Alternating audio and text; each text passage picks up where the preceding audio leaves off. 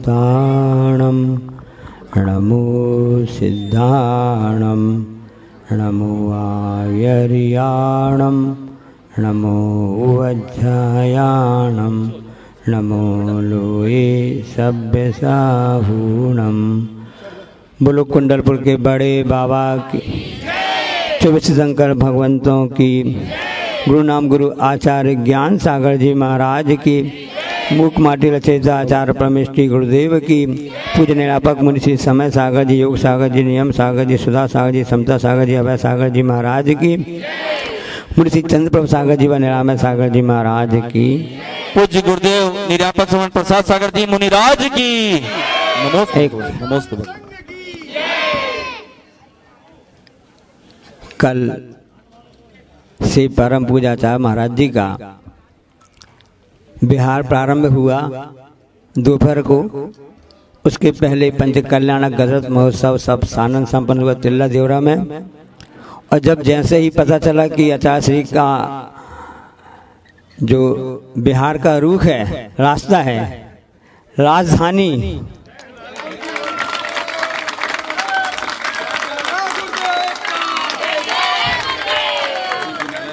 हाँ, अब काफ़ी जब आचार्य हमारे हम सब आचार्य का प्रवास छत्तीसगढ़ के डोंगरगढ़ में था और पूरे 9 महीने से लगातार पूरे रायपुर ही नहीं, भाटापारा, मतलब पूरा छत्तीसगढ़ क्षेत्र के जितने भी लोग थे, सभी मंदिर के पदाधिकारी, श्रावक समाज लोग थे, सभी लोग निवेदन करने आ रहे थे कि आचार्य श्री हमारे यहाँ पधारिए, हमारे यहाँ भी धन्य कीजिए धरा को। तो आपको बता दें, जहाँ का जैसा पुण्य होता है अपने आप वैसे ही, आप बस का नहीं, जहाँ के 1 इंद्री, 2 इंद्री, 3 इंद्री, 4 इंद्री, 5 इंद्री, सभी जलोकायक, पृथ्वी का अग्नि का जितने जीवों का सबका जैसे सामूहिक पुण्य को उदय होता है, तब कहीं जाकर के ऐसे गुरु महाराज के चरण उस ओर बढ़ने लगते हैं। और जब ये स्थान तिल्दा नेवरा विकास खंड में, जिला रायपुर में, शांति नगर को दवा, ये गांव का नाम है, को दवा है। कौन सी दवा है? अच्छा से अच्छी बात लिखी है, मिट्टी पानी और हवा 100 रोगों की एक दवा। मिट्टी पानी और हवा 100 रोगों की एक दवा। अब जब कोरोना काल आया था तब कितनी दिक्कत जा रही थी। हवा मतलब ऑक्सीजन, क्योंकि ऑक्सीजन हवा में रहती है ना, तब हवा की कितनी दिक्कत जाती है। जो पर्यावरण प्रदूषण हो रहा है वह हवा के कारण से हो रहा है, बाहरी रासायनिक पदार्थों के कारण से पूरा प्रदूषण, पूरा वायुमंडल ही प्रदूषित होता जा रहा है और सिर्फ जल भी प्रदूषित हो रहा है। इसलिए आप लोग वैसे जल की व्यवस्था करते हैं। मिट्टी को आप भूल ही गए हैं, क्योंकि मिट्टी में ऐसे 16 गुण होते हैं, आयरन वगैरह। पहले लोग भोजन पकाते थे मिट्टी के बर्तनों में, मिट्टी के अपने तत्व भी उसमें आ जाते थे, अलग से आयरन की गोली लेने की जरूरत नहीं पड़ती थी। अब तो अलग से आयरन की गोली लेनी पड़ती है। एक बच्चे ने कहा कि अब समझ में आ गया कि मेरे शरीर में आयरन की कमी है। तो कैसे पता चला भाई, तुमको बताओ। उसने कहा अपने हाथ में चुंबक लिया था, मैं अपने शरीर में लगा रहा था, चुंबक चिपक ही नहीं रहा था। हमको लगा कि शरीर में आयरन की कमी है, क्योंकि हमने मिट्टी को छोड़ दिया है, पानी को छोड़ दिया है, हवा को प्रदूषित कर दिया, इसलिए ऐसा हो रहा है। रास्ते में जब हम आ रहे थे, हमने जगह जगह देखा तालाब बने हुए थे। बाएं तरफ देखो तो तालाब बना था, दाएं तरफ देखो तो तालाब बना हुआ था, और बीच में देखी तो बीच में चौड़ी नहर बनी हुई थी। क्यों? पानी का संरक्षण है, पानी सुरक्षा है। गांव वाले समझते जानते हैं कि पानी को कैसे बचाया जाता है, और शहर वाले जानते हैं कि पानी को कैसे बहाया जाता है। कितना अंतर है, एक पानी को बचा रहा है और एक पानी को बहा रहा है। किसान भी समझदार है, होता है, गांव वाले समझदार हैं, वो पानी को भी बहाना जानते हैं, लेकिन वैसे नहीं बहाते वे लोग उस पानी को खेतों में बहाते हैं जहाँ पर फसल उगती है। अब धान की खेती होती है, वो पानी बह करके काम करता है, और शहर वाले आप लोग पानी बहाते कहाँ जाता है? गटर में जाता है। तो पानी बह करके जो खेतों में गया, अन्न की खेती होती है, उपार्जन होता है। और ध्यान रख लेना, उस अन्न से सिर्फ इंसान बस का पेट नहीं भरता है। बहुत से भूसा के ढेर लगे थे, उन जो भूसा निकलता है उससे पशुओं का भी पेट भरता है, उनको भोजन मिलता है, और पक्षी आते हैं उस खेत में आकर के उसको चुंग जाते हैं और उनका भी पेट भर जाता है। एक कहावत एक थी, कोई कबीरदास जी से कोई भी थे, जो भी पता नहीं है ना, तो उनको खेत की रखवाली की रक्षा दिया गया कि आप खेत की सुरक्षा कीजिए। तो अपने आराम से बैठे रहे। उनके पिताजी आए, जो भी आए, क्यों भाई क्या कर रहे तुम, हम तुमको कहा था ये सब सुरक्षा करना, तो चिड़िया वगैरह उनको भगा देना। तो उन्होंने क्या जवाब दिया, राम जी की चिड़िया, राम जी का खेत, खा लो चिड़िया भर भर पेट। ऐसी भावना वाले होना चाहिए, तभी कहीं जाकर के अपने आप फसल उच्च भावना से होता है, सब कार्य होता है। पिछले प्रवास कल रात में शाम को विश्राम किया था, कौन सा काम था, कोनारी था। वहाँ एक पुस्तक मिली थी माध्यमिक विद्यालय में, उसमें बहुत अच्छा एक प्रसंग हमको पढ़ने में मिला। आपको बताता हूँ कि एक जयपुर में एक व्यक्ति था, सेठ जी थे वो, और सेठ जी ने की भावना हुई, उपकार करते थे, कोई उनसे असंतुष्ट नहीं रहता था, सभी का वह सहायता करते थे। सेठ जी के मन में आया कि क्यों न एक अच्छे मंदिर बनाया जावे, और उन्होंने अच्छे से एक मंदिर का निर्माण कराया, प्राण प्रतिष्ठा कराई, सब कुछ करवाई।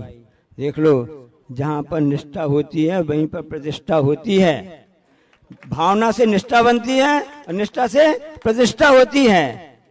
चाहे वह वेदी प्रतिष्ठा हो, जिनबिंब प्रतिष्ठा हो, जिनालय प्रतिष्ठा हो, चाहे स्वयं की प्रतिष्ठा हो, अपनी प्रतिष्ठा खुद बनानी पड़ती है। इसलिए भावना और निष्ठा अच्छी आप रखेंगे तो प्रतिष्ठा कार्यक्रम भी सानंद संपन्न होगा।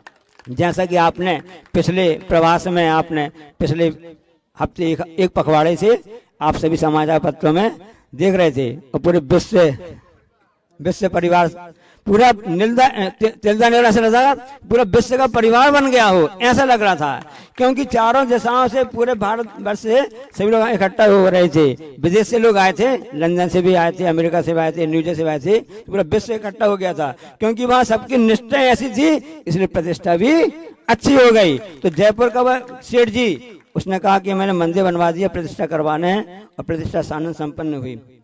अब सेठ जी ने सोचा, अब मेरे जाने के बाद क्या होगा, इस मंदिर का कैसा होगा, किसी व्यवस्था के लिए कोई चाहिए तो व्यक्ति, मैनेजर, प्रबंधक, कोई जिसको आप बोलते हैं माली, पुजारी, जो कुछ भी है, कोई जिम्मेदार व्यक्ति चाहिए। अब किसको किया जावे, सब लोग आवेदन करने लगे।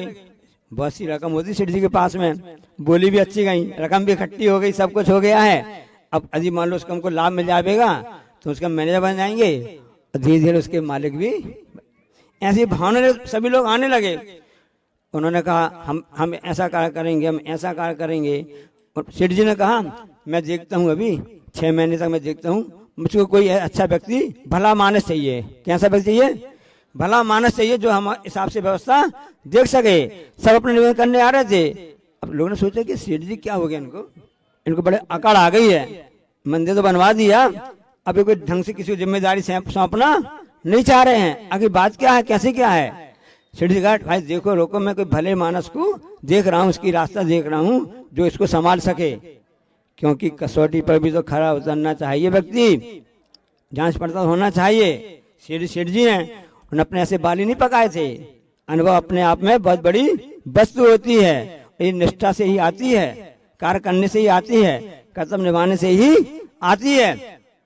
और जब वो 5 महीने हो गया, उन्हें कुछ समझ में आया कि कौन इसके लिए होगा। सब लोग अपने आके निवेदन करते थे, सबके एप्लीकेशन रिजेक्ट, कैंसिल, मतलब क्या बोलते हिंदी में, उसको अलग कर दी जाती थी, निष्कासन, निरस्त कर दी जाती थी।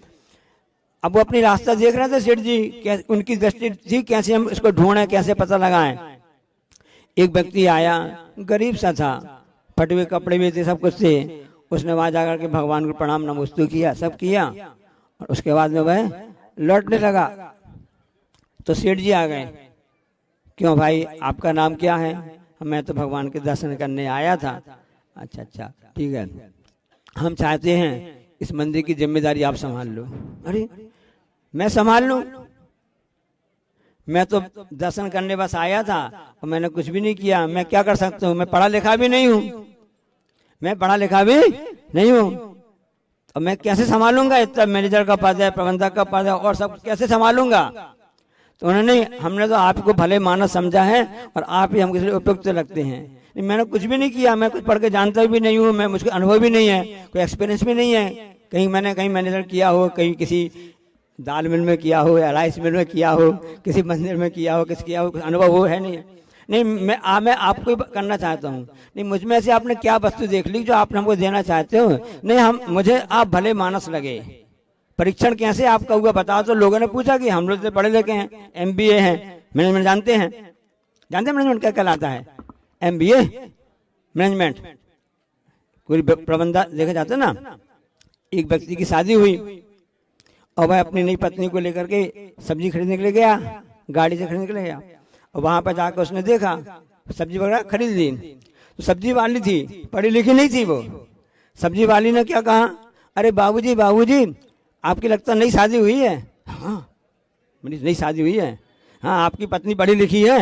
और वो खुश हो गया कि मुझको पढ़ी लिखी पत्नी तो मिल गई। सब्जी वाली जानती है, समझ रही है ना। वो कहती बाबूजी ऐसा लगता है आपकी पत्नी ने MBA किया है। MBA किया मैनेजमेंट? हाँ। अब वो सोचता व्यक्ति सोचता है कि ये सब्जी वाली है, पढ़ी लिखी नहीं है, तब भी जानती कि MBA क्या कहलाता है, मैनेजमेंट क्या कहलाता, समझ रही है। बड़ी अच्छी बात है, आपने अच्छी बात पकड़ ली कि मेरी पत्नी पढ़ी लिखी समझदार है, MBA किया हुआ है।